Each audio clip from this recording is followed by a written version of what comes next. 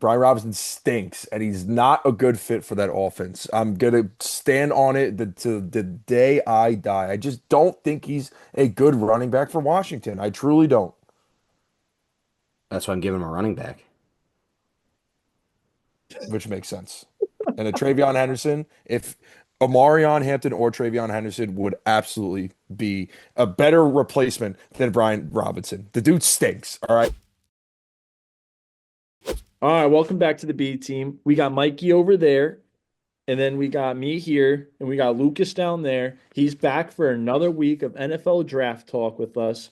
NFL draft is this Thursday, so this will be coming out a few days ahead. I'm sure you're going to be switching stuff after this comes out, just based on all the information that's already come out today to switch up some picks. But first, we were talking off the air. Well, welcome, Lucas. Welcome, Lucas. Yeah, thank you guys for having me. Yeah, dude, of course. We love this. This is the shit right here. Um, but first thing, we were talking off the air. We were talking about the Mets. I have a bone to pick. I texted Mike today. Juan Soto, we gotta talk about this. We gotta talk about this. The fact that last year everyone's like, oh, he's the best player in baseball, best player in baseball, goes to the Mets. The savior's here. The savior's here. King's here. He's gonna lead us to the promised land. And what are we, like 15 games in? And we're having to give him the Ben Simmons treatment just to get the ball in play. What are we doing? Is It this worked.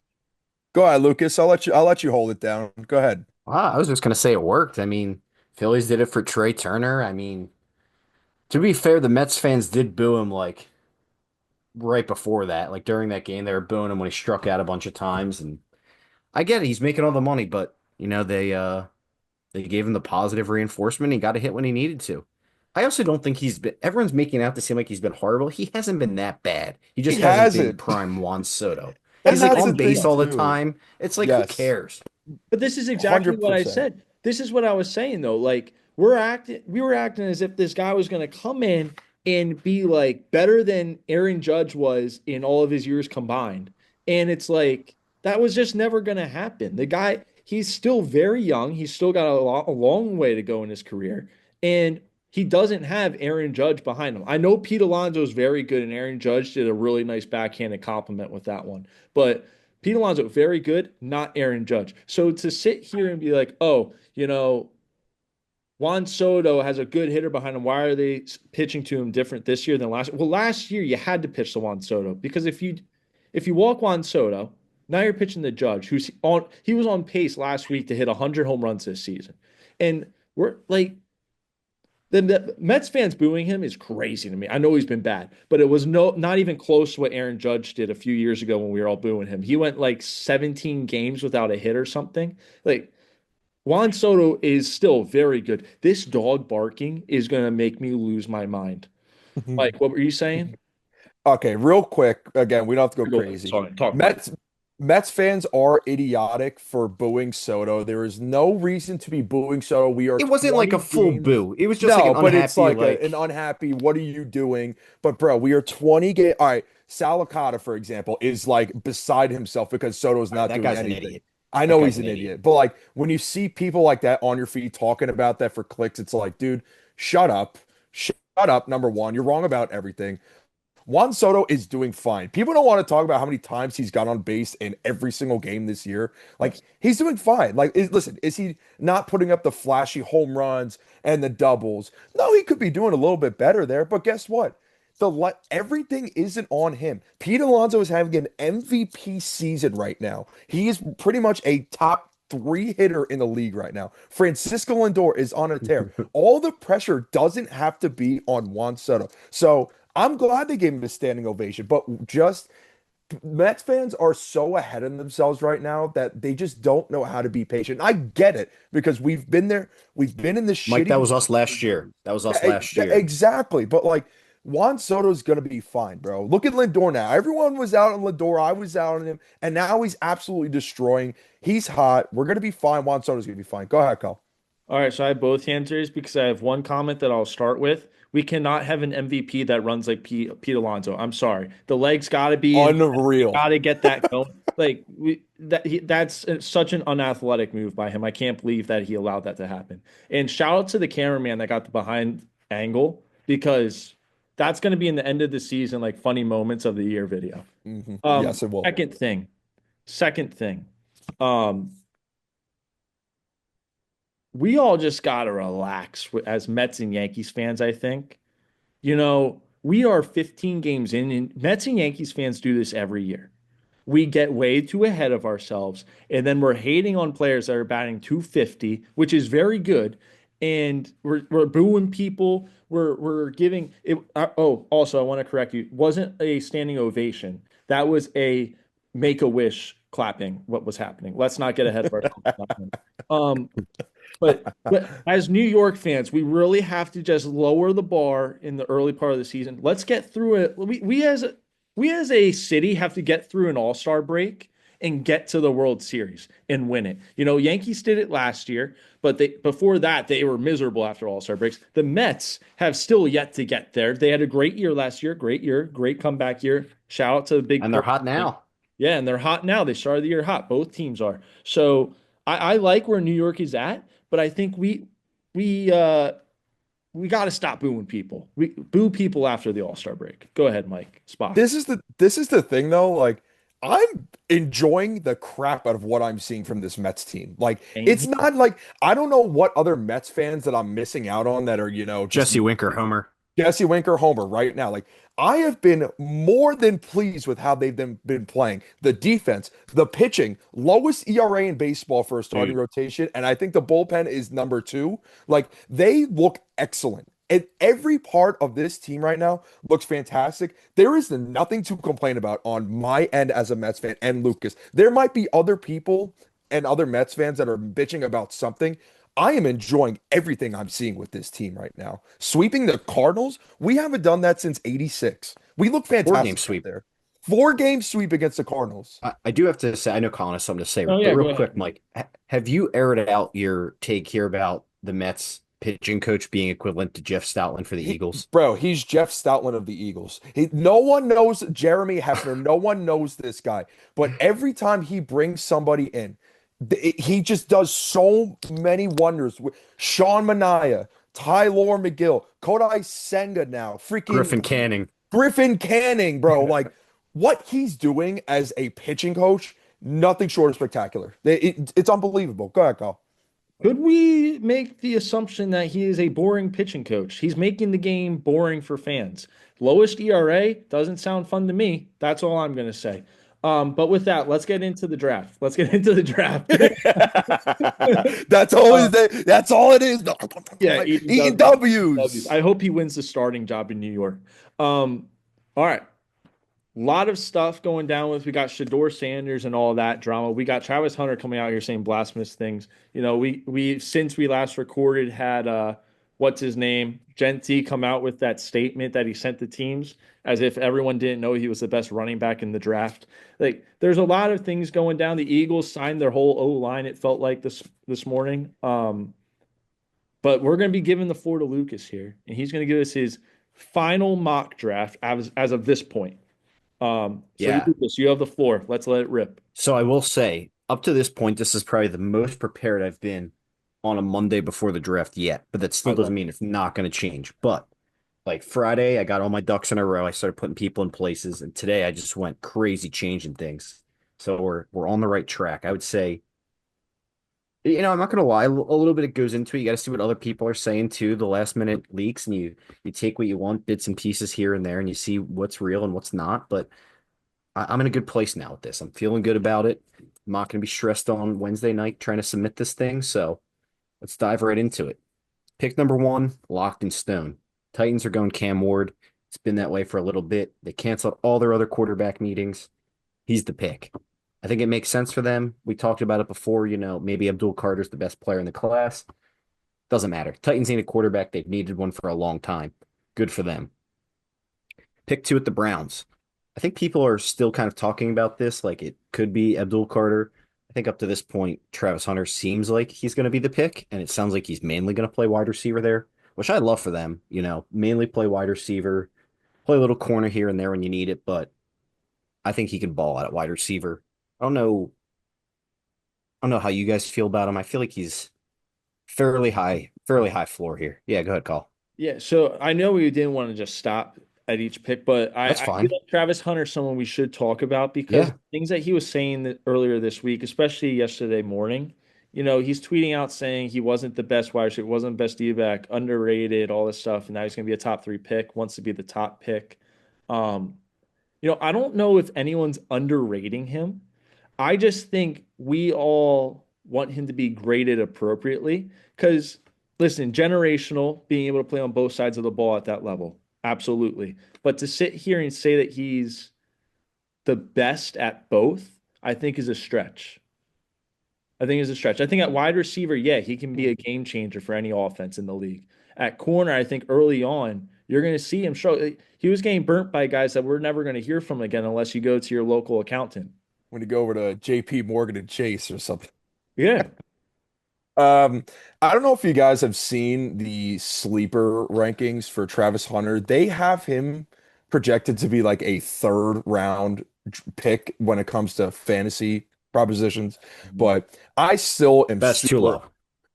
absolutely, and I'm still super high on this kid, and I think he's just going to be a stud. And listen, at the end of the day, I just think if you're taking him solely to play receiver, because again, they are going to have the decision. The people in the front office are going to make the decision, and Travis is really not going to have any say. They're going to want him to play either straight cornerback or straight receiver, and the Browns need both. So I think he is one of the best players in the draft. I think everyone is really forgetting about how good this dude is, the athletic frame he has.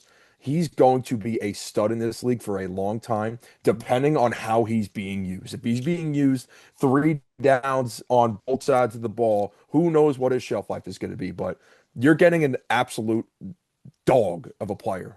Yeah, I agree with both of your points. So to Colin's point, I think the Otani syndrome is very real, where people are like, "Oh, this guy did this in baseball, and he's like the greatest thing we've ever seen." Like that's something we'll never see again in our life. So Yeah. football's a completely different animal, and I think he's like a B to a B plus player on each side of the ball, maybe not an A plus. So like he's definitely limited on what his upside is, but his upside to me at receiver is kind of like a Devonta Smith, I think. Super skinny but long limbed. He's got really long arms. Can go up and get the ball. I think he'll be a red zone threat because of that. Super sudden, quick at it. Like Devonta Smith, I think is like a great comp for him and like what I think his ceiling could be. And there's nothing wrong with that, but let's be real. Devonta Smith's never going to be the best wide receiver in football.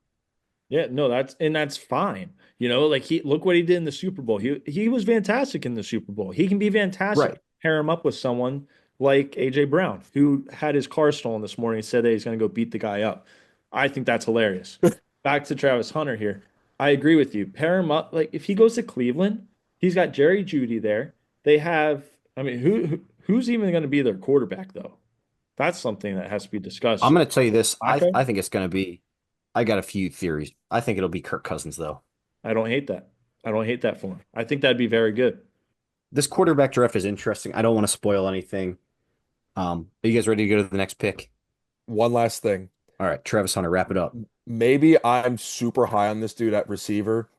I think he could be like a Justin Jefferson. I really think so. All I right. just think if you put him on an offense and you just let the man cook, it's going to take time, but this dude can be an easy top five receiver if he solely plays receiver. Key phrase, solely plays receiver. That's all I got. Keep it We'll going. see. I'm not that high on him, but like I said, Devonta Smith, I think is pretty good. I would take that. Like I love Devonta Smith. I think that's awesome. If he was Justin Jefferson, I'll swallow my words. That would be sweet. Same. Number three, the Giants. Everyone thinks this could be a Shedeur Sanders spot. I think there's no freaking way they will take him here. I mean, they would just be very dumb to pass up on Abdul Carter. Yeah, they have a couple pass rushers already. Doesn't matter. Just take the best player on defense in this draft, whether it's, if that's your best player, Jeanty, he's one of the best players in this class. Just take him, make your team better, and then maybe you can trade one of those guys and maybe move back up or you take a quarterback in the next round. But no chance they would take Shedeur Sanders here. From everything I've been reading, I guess the Giants are like pretty split on him between like the front office and the coaches.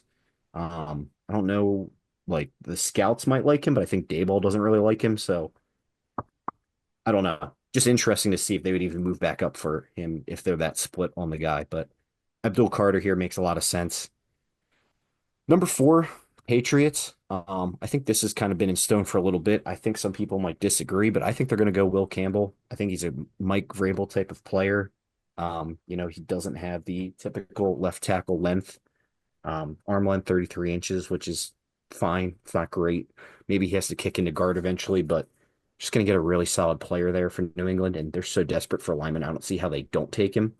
I think Membu's a little too much of a projection, going from the right side to the left if that was their plan for him. So I just don't see it. And I'm sure we'll see some smoke going up to see if they can maybe get out of that pick, but I don't know. Will Campbell just seems like a Mike Vrabel type of guy to me. Um, Jaguars. So this is where my draft goes absolutely off the rails. The chalk is done. Mason Graham is no longer in there. He's erased. The pick here, I bet him this morning at plus 1,700 to go number five. And he's already down to plus 900. Tet McMillan to the Jaguars. Thanks. Okay. Liam Cohen. Liam Cohen. They want an offensive player from everything I'm gathering. It could be complete smoke. They're saying maybe Jeanty could be a fit there. Jeanty's now like the favorite to go there instead of Las Vegas. I don't buy it. Tet McMillan, I think, gives Liam Cohen almost an exact replica of what he had in Mike Evans, and he can build a very similar offense with him and Brian Thomas. And if you look at what Trevor Lawrence has done over the years, he hasn't really lived up to the potential. He's been a little wild at times. What was he successful with in college? He had T. Higgins and he had Justin Ross, two jumbo-sized receivers he could just chuck the ball up to. I think this is an awesome fit. I don't like Ted as much as some people. I think they're just going to do something completely off the wall here. I don't hate that. This is why we always say that the Jags should be kicked out of the league to London. Not kicked out of the league, but kicked out of the nation to London. Because you just never know what you're going to get with them. And they're just a crazy team. Like, this would fit their whole scheme. Their owner last year was saying they have the best team in football. I don't know, but I think Ted and Brian Thomas would be pretty awesome to watch. Like, good, solid pairing together. I really like that combo. Mm-hmm. No, I like it. I like How, that. how does that make you feel, though? Like, you probably wanted Ted on the Cowboys, right? Yeah, but like I feel like we said this last week. There's a lot of good offensive players this year, a lot of weapons that you could get at that pick that they're going to be there. They're going to be in the second round. Um, and if Tech goes early, he goes early.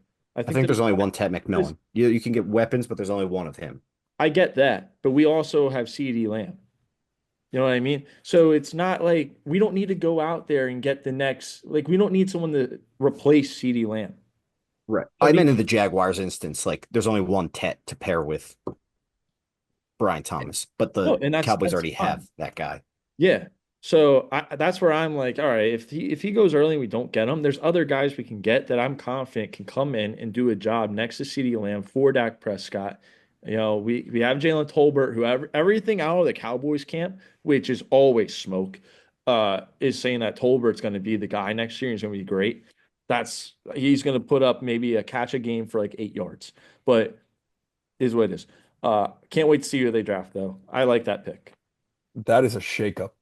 I would not expect that at all. That would be, but you know what, though, your points are clear, and it does make sense when you actually talk about Liam Cohen and how Godwin and Mike Evans were as receivers themselves. It does make sense, and Godwin obviously has a different frame and a different play style than Brian Thomas Jr. Brian Thomas Jr., can go a little bit deeper routes. I feel like Godwin kind of just would space out 5 to 10 yards, get those easy routes, drag routes, but more like yards after catch type of guy, good hands. I think BTJ just kind of has more explosiveness to him. Yeah. And having Tet alongside that, I think it makes sense though, really. Like it kind of is what the Jaguars need, especially just like an over the top offense, how Trevor is and how he was in Clemson.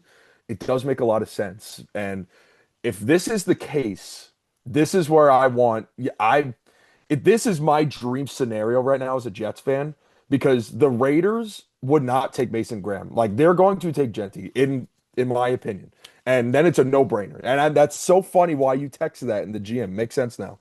That's a shakeup. I did not expect that. Yeah, I was having fun with it. And so when I did put this in there, I was thinking, I was like, all right, originally I had the Raiders penciled in for Mason Graham. I didn't give them Mason Graham and I didn't give them Genty. I went a different direction. It's the guy I've been high on so high this whole draft process that I keep telling people I think the league is much higher than fans realize. Jalen Walker, linebacker from Georgia, edge rusher. I think he's an awesome fit for Pete Carroll. Like pure culture setter, absolute alpha leader in the locker room. Like everyone says great things about the dude. I think that's the type of dude you want running your defense. And I think there's so much smoke coming out about the Raiders and the Jags taking Jeanty that came out today that it just seems made up at this point. Like Spytech, the Raiders GM, and Pete Carroll went up to the podium and talked about the importance of running back for 5 minutes the other day and like pumped it out. Had Schefter write an article like they did too much. It seems so fake that they're just not going to take Jeanty. I'm not convinced at all. I think they're really both the Jags and the Raiders are both playing chicken with the Bears, honestly, because the Bears desperately want Jeanty to fall to them, which I think is going to happen. Mm. But they want them to just trade up so they can get out of that spot. Every team wants to get out of these spots because these players aren't as good as in recent years. But Jags, I would be less surprised of taking Jeanty. I still don't think the Raiders are going to take Jeanty at all. I All think right. the Jags want an offensive player, but I'm going Walker there to the Raiders. And then, yes, Mike, Jets are on the clock here, 7. Mason Graham is the pick. I honestly, I had that in there before I sent you that text. I just want to see your thoughts. Um, dude, regardless of how this board falls, Mike, I'm going to tell you, I think the Jets are going defense no matter what.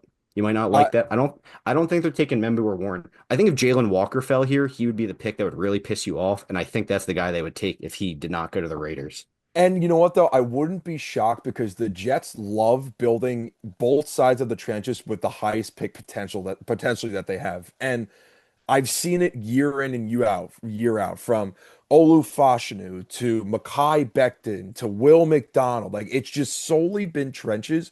But he would be the only guy that I would really want because Quinnen Williams, like I said, he needs help. He lost John Franklin Myers. He just lost, I don't know if Solomon Thomas is back, but he's never had, that number two guy to back him up. And Quinnen was really just patrolling the interior defensive line for years. His whole career, he's been doing that. And if Mason Graham is pretty much the only defensive guy that I would want. And yes, there are some linebackers and some edge rushers that can also benefit our D line, but we need another interior guy. But also we need guys on offense. And I think the more we keep avoiding this, the more we're just going to, be in the same position we are. But a guy like Mason Graham who could be up front, be good in the run game, that's a difference maker. You just don't pass up on a guy like him. Yeah, Truly, I truly think so. I think that's best case scenario for the Jets. Absolutely. But regardless of Graham or not, like I said, however the draft falls, I am very fairly convinced the Jets are going to take a defensive player regardless of how this falls. So get ready, get to learn Jalen Walker. I just have a feeling like one of these two guys will be a Jet. It will be So interesting too that's my TED because talk. no, for sure. And the thing is, Joe Douglas is not the GM anymore. So I'm very interested to see what Darren Moji does because I don't really know how he kind of attack. I mean, he drafted Bo Nix, and I don't know, is he going to go offense? Is he going to, to start developing the offense, or is he going to stick to the Woody Johnson formula and keep going defense? I don't know. It's going to be interesting to see. This draft is going to be, it's really going to, make a testament about what Darren Moji's got in mind. Go ahead, Kyle. At some point, the Jets just got to switch something up. We can't keep taking trenches, guys. It's not working. It would be your dad's been going for years. He hasn't seen a win in years. The You last know who I want. we're talking about Mark Sanchez there. That's the last time you guys genuinely did something. And we're sitting here saying that we're just going to keep redoing the same thing with our first pick over and over and over again. Hell, just go take a kicker, switch it up, do something. We can't Yeah. keep doing this. I can't And, keep as and an honorary Jets fan, it blows my mind every year. and I understand that too. Believe me, I've seen it. I like Will McDonald, but JSN was sitting right there. I was screaming to just draft JSN. Like, why would you not take him? That should have been the pick. It should have been freaking sent in a second when you were on the clock. But they took Will. Will's been doing all right actually. But man, we could have used a guy like JSN. But listen, Mason Graham would be the only guy I reasonably do want on defense. But I'm seeing a lot of Jahdae Barron as well. I've been seeing some things about him as another cornerback. Could be interesting, man, but we'll see. I feel like Aaron Glenn can develop a cornerback like, he's a player's coach. I feel like they're not going to go that route, but we'll see. All right. Yeah, and my thing that I said about Walker will also stand for the Jets and why I think they would like him. Just the type of leader you want in your locker room. Hmm. If they brought him in, I would say they would probably trade Quincy Williams or someone and just let him take over. But we'll see how the board falls. I'm just convinced the Jets are going defense. That's fair. Um, Next pick, Panthers are on the clock. The guy they've been connected to the whole time, the whole offseason has been Jalen Walker, Mason Graham, and Ted McMillan. In this case, all three of them are gone.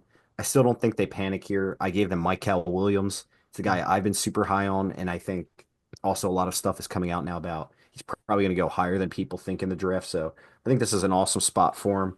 I think this kind of whole row of Raiders, Panthers, Saints, Bears, 49ers, he's in play for all of them. So I would not be shocked to see him off the clock by 11. So I gave the Panthers an edge rusher there. They desperately need defensive help. Saints at 9, not going quarterback. This is another one of my bets that I put in. Saints to take a defensive end or edge rusher or a tight end even. I have them going Tyler Warren in this case. I think they need both. The way this kind of board fell, where Walker's off the board, Williams is off the board, Mason Graham's off the board. I just gave them the best kind of weapon available in Tyler Warren or perceived weapon. I'm I am partial to Loveland. I think Loveland is significantly better. Um, but I don't think everyone agrees with that. So I gave them Warren here. Honestly, the Saints need everything. They need a Cam Jordan replacement. In my original mock, I think I had the pick that would probably make Saints fans jump over the edge. The ideal Cam Jordan replacement would be Shamar Stewart, just gigantic body in there that has zero production in college. I think that would drive every Saints fan nuts because they've drafted Davenport before and Peyton Turner, who are exactly the same, and both of them are terrible. So, yeah, that would be interesting if they did that. So I didn't do that to him here. I gave him Tyler Warren. And then in this case, like I said, Ashton Jeanty falls in the Bears' lap just because of the run on edge rushers. I'm not just doing this because I'm a Bears fan. I I was truly just think about these to say teams that. above them. Of No, dude, course, you guys got Genty. Of course, you got Genty. Why wouldn't you get Genty? I genuinely think the Raiders and Jags are not going to take him. I'm just not buying it. I just think I it's crazy that you dropped Genty all the way to you.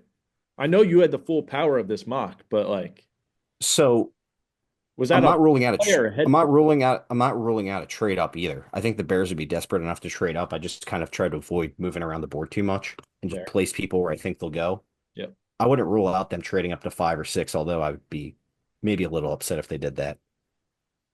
I just don't believe they're going to do it. I don't believe the Jags and Raiders are going to do it. I'm calling their bluff. I like it. I like it. I sent you the GIF this morning. Just all smoke. All smoke. All All right. right, that was the next 5. Yeah. Any thoughts or concerns there? I don't really hate any. I think what so you said that gauntlet could go really any way. You said that's where the craziness starts. And I think you're right because all those teams do have a lot of holes. That's what she said. And you know, you look at Genty, he could fall anywhere. You look at the Saints, they have a lot of draft capital. They need a quarterback. Their quarterback situation's kind of dirt. It's bad. So there's been a lot of rumors saying that they could use their draft capital to go get Shedeur. They want Shedeur. I think that they could get Shedeur in the second round based on where he's going and all the rumors coming out about him. Um, so I don't really have any issues with what you did. I just think it's funny that you got Genty. Mike, you have anything? Honestly, Lucas, I really like this because when you get towards the draft, everything changes up, and I like Tyler Warren to New Orleans. That makes a lot of sense. It really does. And the real wild card is just Ted McMillan to the Jaguars. I think that is the risky bet, but nah, I like Genty to Chicago. I really have him either going to the Raiders or to you guys. So it's I looking told you good so far. before last week when we talked, I said at 5 where the Jaguars are, I think this whole thing's going off the rails. I don't think the chalk is no more. It's just there's too much agreement on it. It just doesn't seem right. I don't know. I'm going with Ted. I like the fit there. Could change from now to the draft, but I really like Ted there. Mhm. And after that, everything else just kind of falls in line of guys falling to different places. Yeah. I think you could take any of these picks from 5 to 10 though and scramble them in any order, and you'd probably come out with a random combination that would also be acceptable Yep. for what could happen. That It's going to be crazy. All right. Well, let's All get right. 11 to 15. Next pick, number 11. Yeah, number 11. This is also maybe a little wild card. I have the 49ers going Walter Nolan. Some people might not even have him in the first round. I think he's a deep sleeper. The dude is insanely talented. Just elite speed off the ball. He self-proclaimed himself as the next Aaron Donald, which I'm not fully buying that. Um, I honestly like Derek Harmon here a lot, but I've been hearing a lot of stuff recently about some unknown injury that he has that might cause him to slip down some boards. I think he's more of like the 49ers prototype of like a larger defensive tackle that plays the run really well and also has some pass rush upside. But I think Walter Nolan's a complete wild card in this class because he has some, I guess, red flags, but the talent is just insane. And the 49, if you want to be sick, look at the 49ers. Like their defensive line depth chart is terrible. So Walter Nolan, I really like that fit there. And now your Cowboys are on the clock. Where do you think I'm going with this, Colin? It's you got to go offense here or All line. right, you got a player in mind? Just some if it's a wide receiver, like give me someone that can run a route without slipping, can catch a ball. If it's a running back, can hit the hole hard, not get tackled on first contact, that would be cool. But I think we take It's a running neither of back in the those. second round. I think we take a running back in the second round or third round. I think it's a guy from Ohio State. All right. So, well, I got a fat guy going here. All right. Kelvin Banks. I think it's an Don't hate it. ultimate Cowboys pick. He played all five positions in college at Texas, and the Cowboys draft tons of guys from the SEC. Mhm. This pick, I had Matthew Golden penciled in here for a while. The more I think about it, I'm just like, you guys, you just lost two linemen, you over the past couple of years in Smith and Martin. Yeah. Banks is versatile. He can play everywhere. If Steele isn't living up to the hype, he can play tackle. You can move him to guard.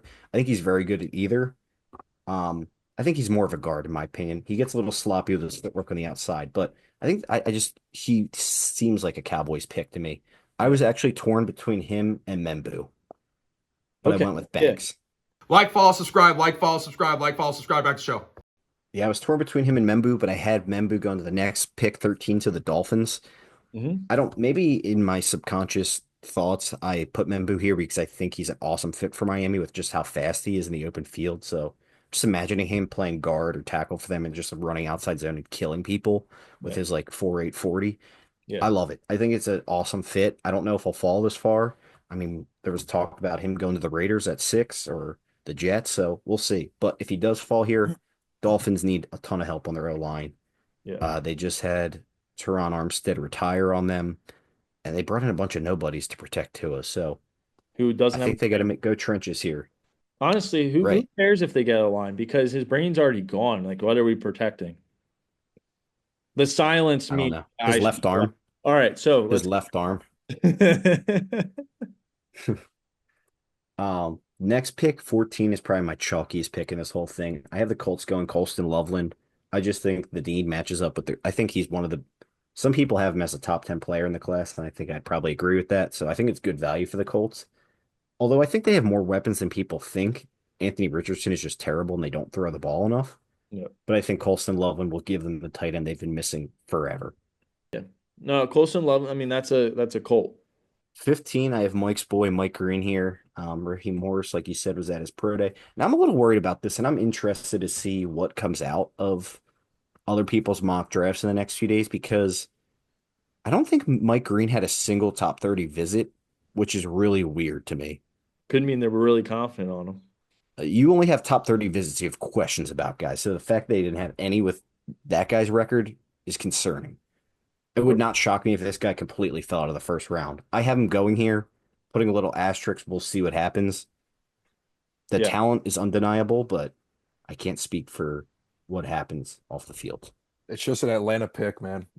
Atlanta just likes to pick guys that, aren't projected to go anywhere else but Atlanta. So it makes sense. So listen, he's a high flyer. He's got speed. I think he's going to bring a physicality to that team, which they desperately need. They need a guy who can just come off the edge. They've been struggling with that, man. But yeah, I like that pick. Yeah, we'll have to see. Do you guys have any thoughts here on 11 to 15? Mike. It makes sense. You know what? And I think at least for the Colts, if I'm talking about the Colts here, they need that's another team that's just been in a purgatory of mid to terrible tight ends like the Jets. They can't ride with Mo Alley Cox for another 5 years. Get a guy who could be another receiving threat, which they need, which they need desperately. Listen, I like their weapons a lot, but to help out AR and whoever the future quarterback is going to be, you got to get someone who's going to catch the ball. Then I feel like they have been missing that fire from the receivers. I like Josh Downs. Alec Pierce is getting better. Michael Pittman's taking it a step back. They need people who, can be reliable for their quarterback, and I think that's the right play. I like Membu to Miami. I'm sorry. Walter Nolan makes a lot of sense too. Kelvin Banks, I had him late based off the mock that we did. Makes sense. That's a very Dallas pick. And then Mike Green, very simple. I had him picked to Atlanta. So looks good here. Real quick before we move on, because we're the halfway, almost the halfway point. What trades would you say could potentially happen in these number of picks? Good question. So I think the 49ers, I know, probably want to move out, but I think the two most likely teams to trade based on history and draft picks here would be Atlanta, because Atlanta has, I think, 4 picks in this draft, and they don't pick again till the third round, I think, and then like later in the draft. So they're desperate for picks. It wouldn't surprise me if a team wanted to come up for a quarterback here and Atlanta got out of the first round completely. That would not shock me. What Chris team do Bat you see trading up? trading up. Yes. You mean like for the Falcons pick? Even just in general, from 1 to 15, if there's a team on the outside 16 to 32, what team do you see trading up for, maybe a quarterback, a running back? Is there any that come to mind? Honestly, I think it would be so. There's been a little bit of talk about the Broncos trying to move up. I know they really like Colston and Loveland. I don't know how hot they're still on him now that they signed Evan Ingram to a decent deal. I think they still like him, but I know they the one thing I can almost guarantee is the Broncos' first pick is going to be a running back or a tight end, and it's most likely going to be a running back. Definitely. I think they were just trying to find the price. I think it's more likely a team comes up from the second round, probably a team that's already picked. Like the Saints come back up for Jackson Dart, the Giants come back up to make their second pick, the Browns maybe. My thing about this is between after the Saints, there's not really a team in here that needs a quarterback until the Steelers. So there's kind of a large gap of like waiting. And I think these guys, like, if you see Shedeur fall past the Saints, they're just going to keep panning to him for like the next 2 hours until they get to the Steelers. And if he doesn't go there, I don't know if he's going in the second round. This is going to be a weird class. One of my other bets that I took, spoiler, under 2.5 quarterbacks first round. I don't think these guys want quarterbacks this high.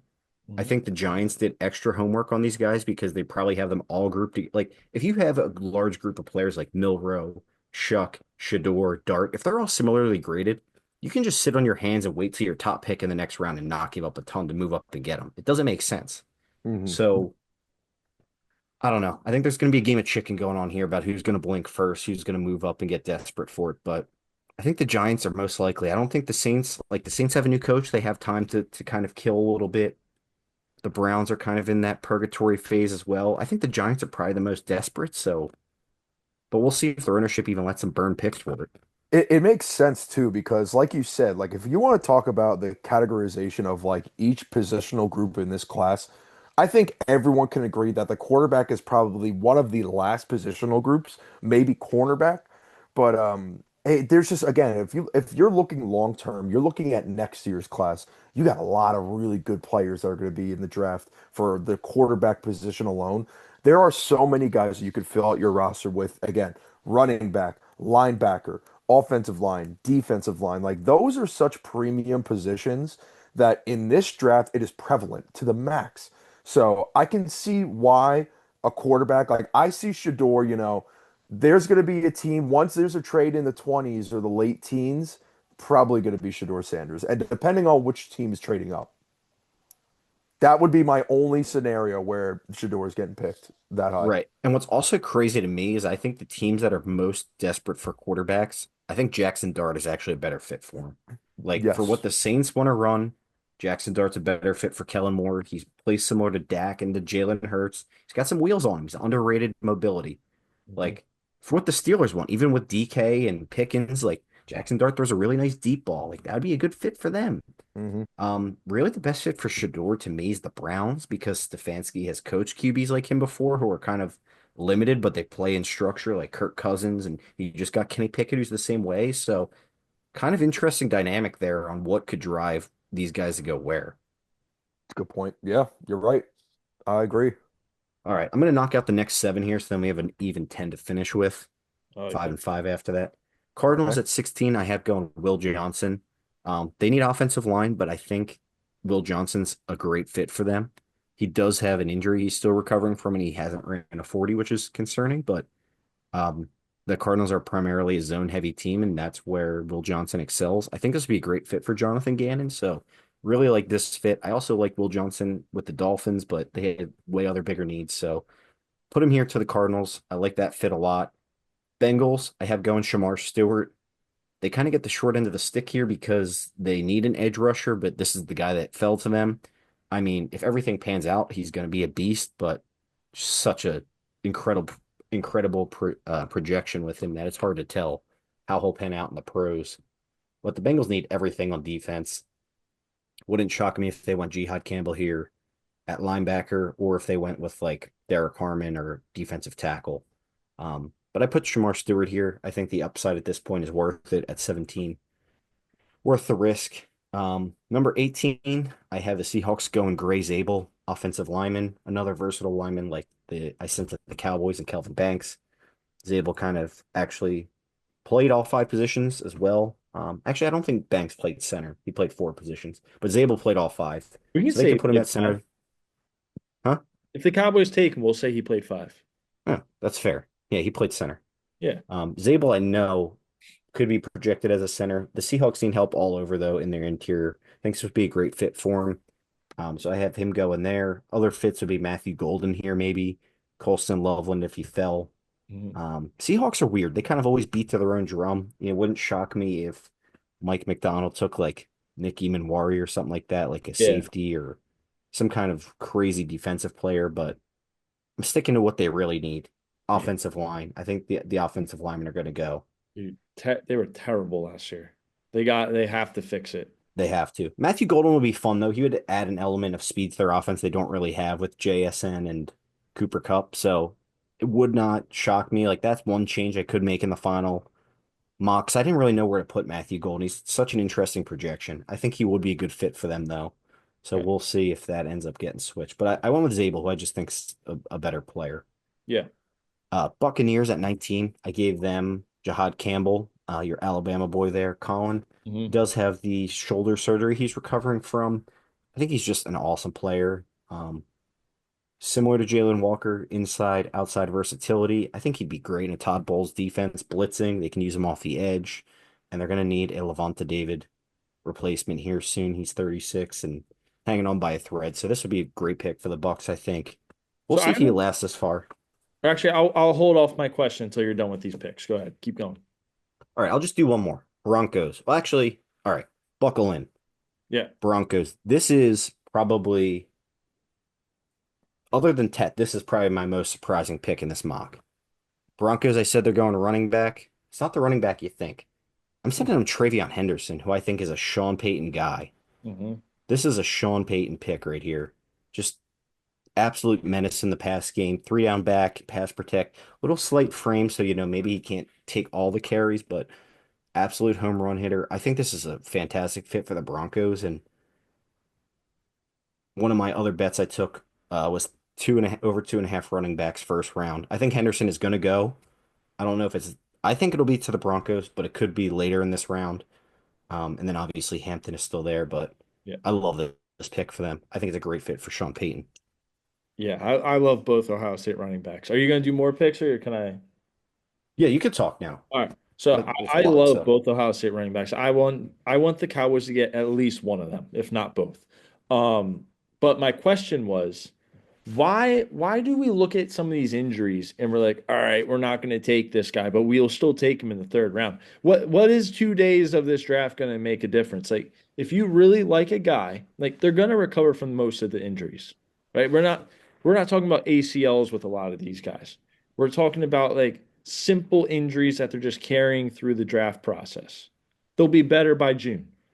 Like I don't understand why guys slide so far for these little injuries. I think it's normally because teams are concerned long term for them, but I do agree to, a decent extent that a lot of them are overblown and the guys are fine normally.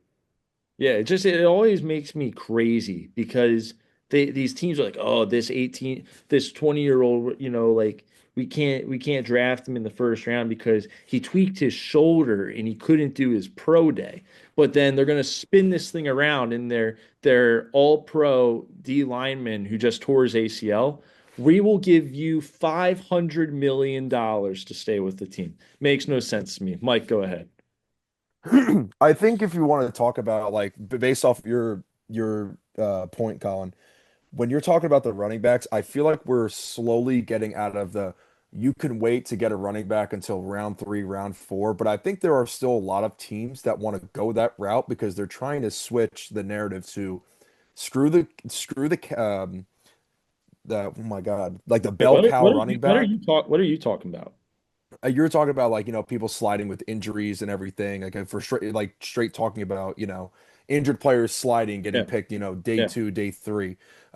Just based off like Travion Henderson. If I'm talking about running backs here, even with injuries too, I think there are still some teams and some organizations that would wait day two, day three because they just think that that position you can easily fill with whatever player you want that fits your Oh, I'm team. not I'm not talking about running backs.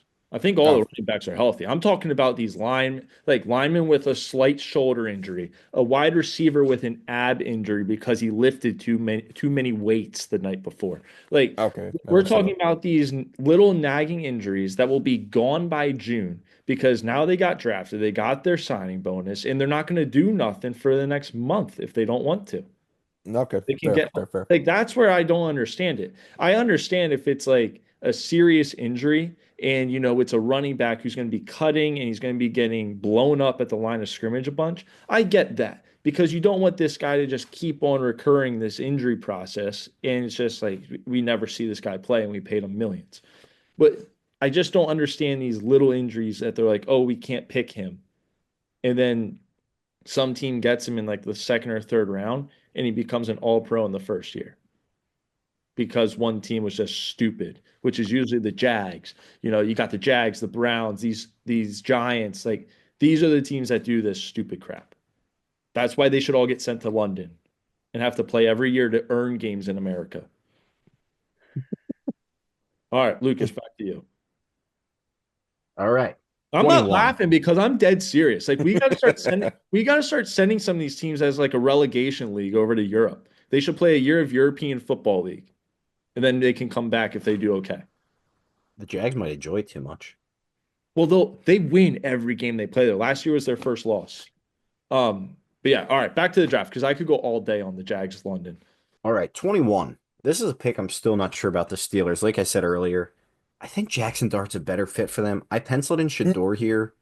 It might change. I honestly might have Shedeur fall out of the first round completely and just put Dart here. Just Listen, because you can hate me all you want after the draft. I'm telling you to put Jackson Dart in there. I don't know. There's just something about it. I think the fit is just so much better with Dart with these guys, and I don't know. I think the Steelers are going to go quarterback though. I think they have to at this point. Like out of all the teams that need them, they're the one team that hasn't had it right in so long that they are almost forced to make. If they roll into the season with Mason Rudolph, because Rogers basically just said he's not signing there unless he does and bamboozles everyone. But like, That'd be the dumbest signing of the year. right. So like they are actually like they need to win. Like Tomlin needs to win games. So they need to get a guy, whether it's Dart or Sanders. They need to take someone here. Is there a scenario where they take Jalen Milroe in the second or third round and they ride Mason Rudolph for the first 5 games? See, this is the thing. I do think that like once the second round hits, like the Browns, the Giants, and the Saints are all going to take quarterbacks immediately. Hmm. Like I don't think there's going to be anyone left. Like if two go in the first round, and then you say Shuck, Milroe, Dart, or Sanders go in the top 10, there's no one left. Yeah. Then you're on quarterback 6 in the class, and you're SOL if you're the Steelers. Hmm. Yeah. No, that's fair. That's Because fair. I think like Milroe, I think everyone says it. Milroe is like the ultimate lottery ticket in this class because he has the greatest attribute for any quarterback, which is his speed. I mean, he has speed like Lamar Jackson, no exaggeration. So like Yeah. if you take him, that's like an ultimate lottery ticket of just a guy who could be a star just because he's such an athlete. So like he's going to go early, I think. I think all of them guys will go early round 2. So if they don't get their guy here, they're cooked.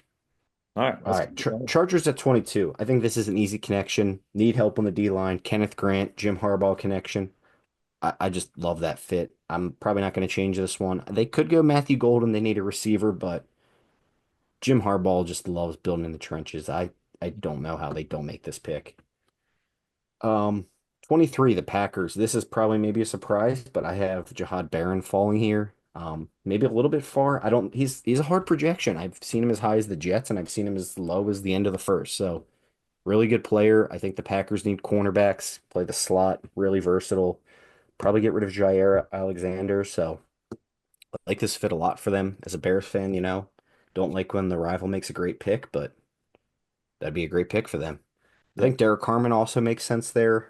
Um, Back-to-back rivals picking, Vikings on the clock at 24. I have them going Donovan Jackson, the guard slash tackle from Ohio State. And if you guys are paying attention, that is our fifth offensive lineman. So there's a few more coming up. Hmm. I took over 6.5 offensive linemen going in the first round. I think these guys are going to fly off. Yeah. The position is just too stacked at the top this year for teams to pass up, I think. And I don't know. I think Jackson's a first rounder. It's definitely a Vikings type pick. They could also go safety here. They need a Harrison Smith replacement. So, No, I like that pick because when you look at the way they played last year, and well, I'm going to say this till the day I'm dead. They did amazing with a very average quarterback. They did. yep. And that team is built to win. If JJ can come out and play well, built to win. So I think adding that piece is a great option. I think it's a Yeah, they great signed two guys in free agency, so that would kind of complete their line with another guard, and yeah, I think they'd be ready to go there. absolutely. 25 Texans, another pick that I really like. I've liked it since the beginning. I've had it there. Tyler Booker, I think he's just a D'Amico Ryans type player. Alabama leader, offensive line. They need help desperately there, and guy's just an absolute monster. I think he fits the system well, fits the coach well. I love this fit. Tyler Booker to the Texans. I think he's the most overthought prospect in this class because he didn't test well. Phenomenal player. I like You it. guys have any thoughts before we head down the home stretch here? Got 7 more picks. Mike, you good or you want to bang these out? No, I'm good, man. Let's go. All right, Rams. This is also a shocker. Everyone's giving them cornerback. I could see it. Corner, offensive line. Maybe a sneaky quarterback team. Like maybe if one of these quarterbacks goes, maybe they take a Stafford replacement. I have them going Mason Taylor, third tight end in the first round. LSU.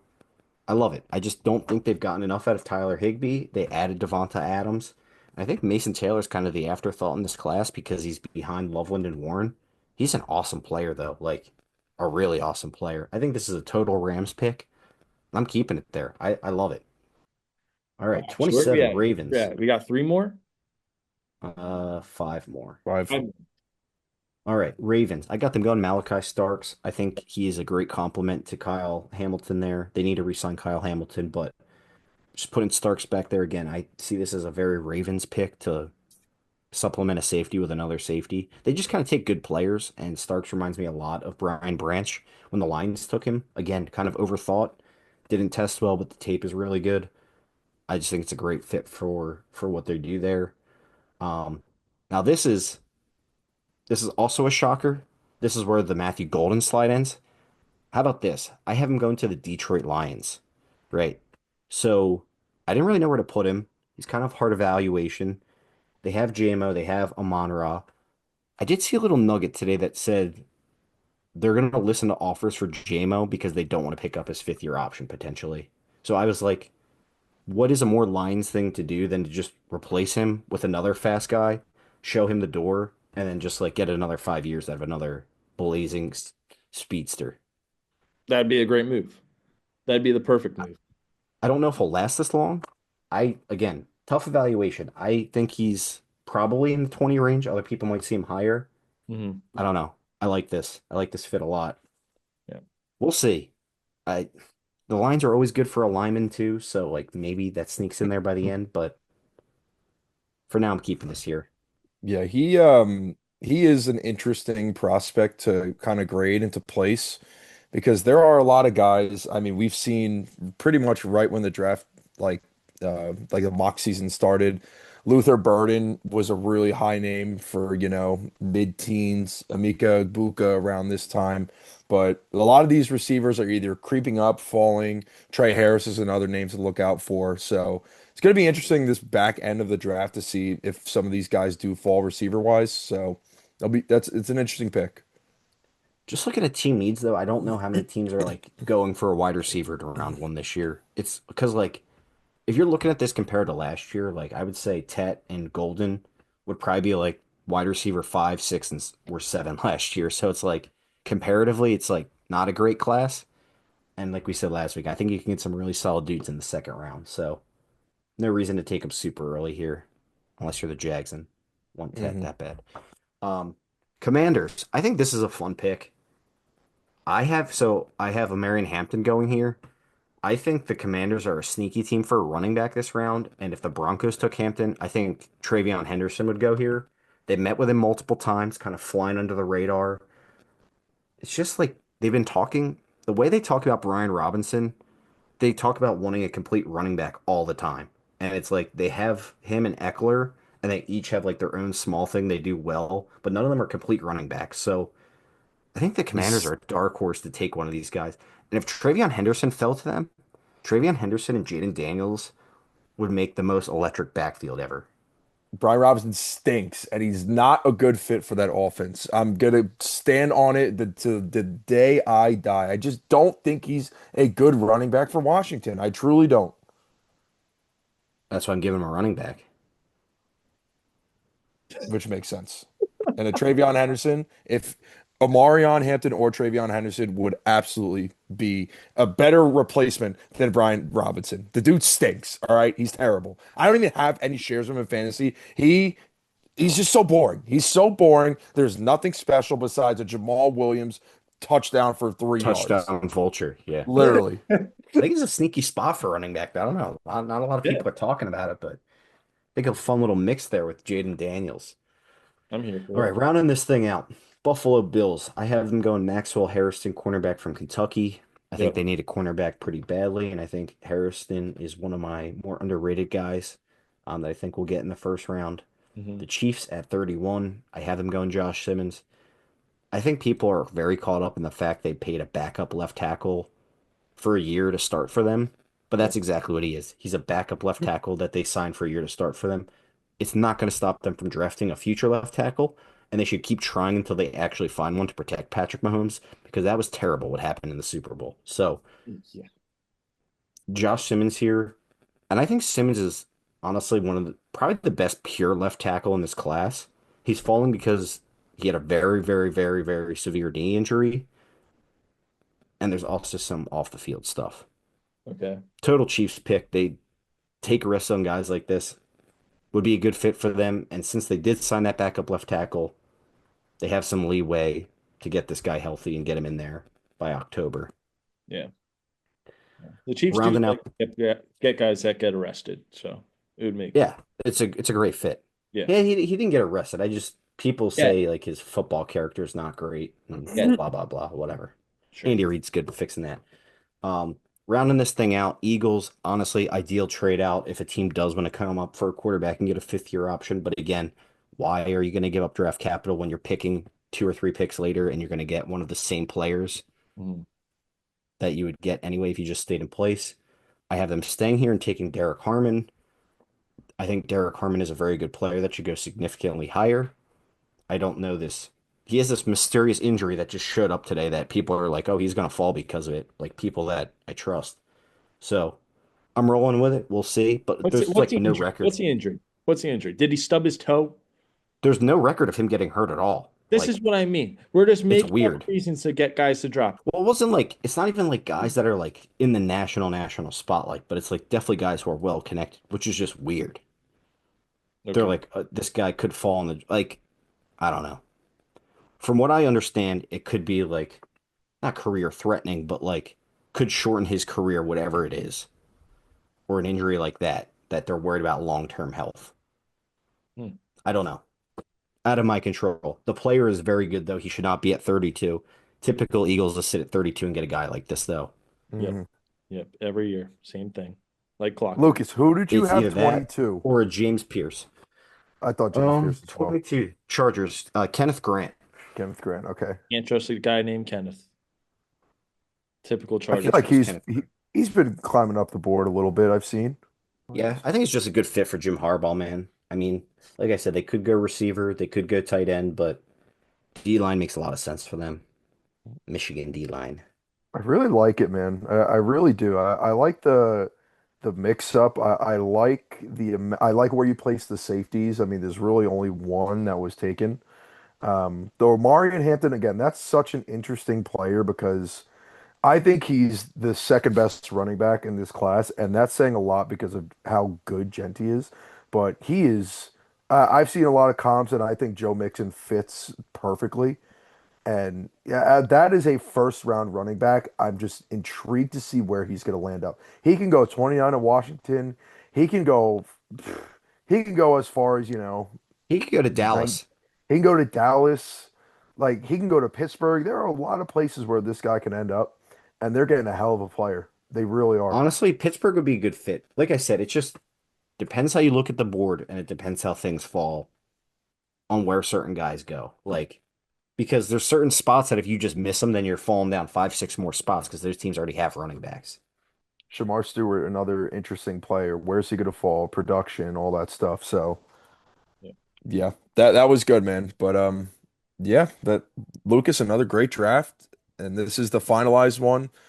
We love this time of year. We love having you here. It has been a privilege to let you, just do your work. You put a lot of hours into this that people don't realize. I can only imagine. So it looks great. I'm excited for Thursday. It's gonna be fun, man.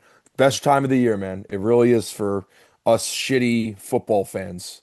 You put a lot of work into this to get like ten picks right, and it's awesome. Yes, Oh, and so that's all that now we matters. are on the overs. Now we are on the over. 10 picks. That's always my goal. If I can get double digits, I'm happy. Yeah, dude, we're gonna get like 12 picks right. Don't worry about it. All chalk. Yeah. No chalk, no chalk. So wanted to hear Lucas, great job again. Thursday, I'll text you. We'll probably figure something out where to go. And yeah, so guys, like, follow, subscribe. Again, Lucas, thanks a bunch, man. Good job. Again, I'm assuming this isn't finalized, but let me know, just text me and what you think is going to change. But I really like it. It makes sense. A lot of needed positions. So with that being said, Lucas, again, you're the man.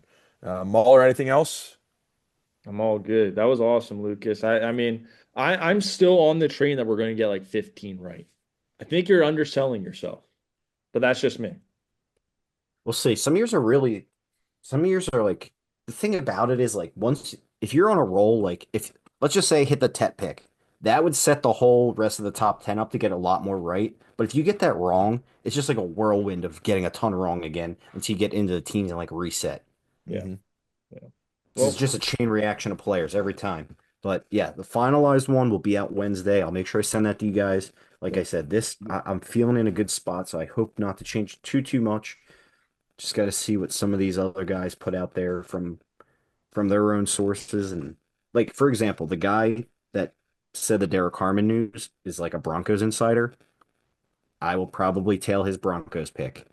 I have a feeling it'll be one of these running backs, but if you put a Marion Hampton in there, I will also put a Marion Hampton in there. yeah, He's very good at what he does. gotcha. You got the All right. connections. Yeah, It's not even a connection, dude. He's a little prankster. Last year on Twitter, he put out a riddle of who the Broncos were going to take before the draft, and it was like this long paragraph, and the first letter of each word spelled out it's Bo, and it was Bo Nix. But he like tweeted that out and it was like cryptic, and he's like, "Oh, see, I told you guys right here what it was." And I was like, "The hell, man." that's awesome. Well, you're gonna have to send something like that out on Thursday to let us know who's gonna be the last pick in the draft. But we'll, Mr. Irrelevant. we'll pump it out. Send us the draft board. That was a good one, boys. Mike, All right. Yeah, thanks for having me. That's it, boys. Like, follow, subscribe, enjoy the draft, and tune in. A lot of stuff coming. peace. All right, Lucas, catch you, buddy. We'll talk. Later. Thank you, guys. See you, Kyle. See ya.